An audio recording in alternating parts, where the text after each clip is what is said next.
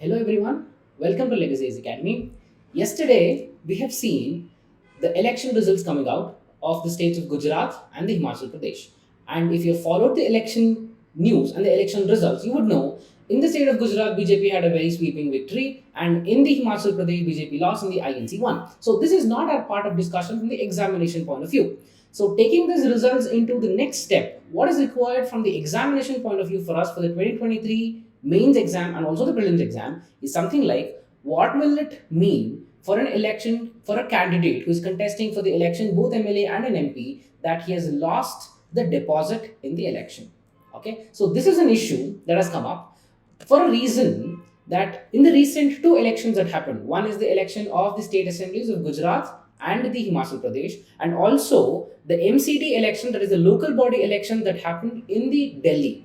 So in these two elections, this particular issue of candidates losing their deposit has come into picture. So in this context, we will be discussing what does it mean for a candidate that if he has lost the election deposit that he has kept. Okay, what is this election deposit and what is the process and how will he lose the deposit? Is the deposit same for an election of an MLA and also an MP? So this will be our course of discussion in this video. Let's begin. What is an election security deposit? Okay, first thing to be answered, what is the security deposit? See, for any MLA or an MP, for any people's representative, when he is contesting for an election, when he is filing his nomination, along with his nomination, he has to keep a security deposit with the election commission. Okay, this security deposit can also be in the name of the Reserve Bank of India or in the government treasury. So what is the security deposit? How much should be kept? Okay, so it is different for different elections. For an MLA election, if it is different, and for an MP election, is it different? Like, why do we have this first of all? Like, what is the need for such deposits to be kept with the government or the Reserve Bank? See, what usually happens is, this is something that we can relate to our UPSC preparation. See, every year there'll be 9 or 10 lakh people applying for the prelims exam.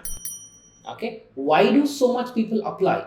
Do you think if the examination fees is around 10,000 rupees, okay, or if it is 20,000 rupees, do you think so many people would apply for this exam? Out of this 9 to 10 lakh people who apply, at the end it will be 5 or 5.5 or maximum 6 lakh people who take up prelims exam. Okay, lot of people apply without any preparation just to have an experience. One the reason is that they have multiple attempts, like you can go up to 6 attempts if you're a general merit candidate. And one more thing is that this just costs 100 rupees. Just 100 rupees is the fees for the UPSC Civil Services exam. So because of this reason, a lot of people apply. And if the same thing happens, and if the elections are meant free, okay, anyone can contest without any security deposit. Okay, then instead of having 4, 5, 6 or maximum 10 candidates, we would have some 100 candidates contesting for the election.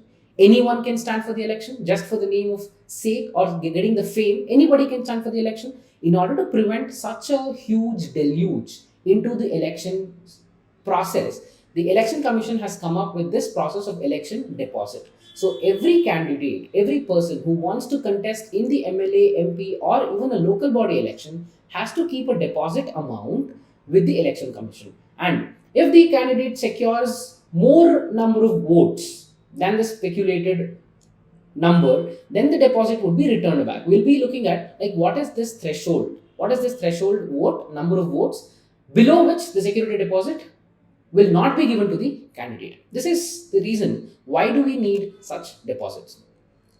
The next question to be answered, is it the same for all the elections? See, in India, we follow federalism, and India is also called as a country with quasi-federalism. And there are 3 tier governments in India. One is the local self-government, the state government, and the central government. In the case of the MP election, that is member of parliament, the way we have voted for our member of parliament, okay, for an MP election, the security deposit is 25,000 rupees, and for a candidate belonging to the scheduled caste and the scheduled tribe, the security deposit is 12,500 rupees. This is for the MP election. At the same time, we have the MLA election in the state assembly. For an MLA election, the security deposit is 10,000 rupees and it is 5,000 rupees if a candidate belongs to the scheduled caste and the scheduled tribe. in case of the presidential and the vice presidential elections, okay, in the comment box, comment who are the people who vote for the election of president.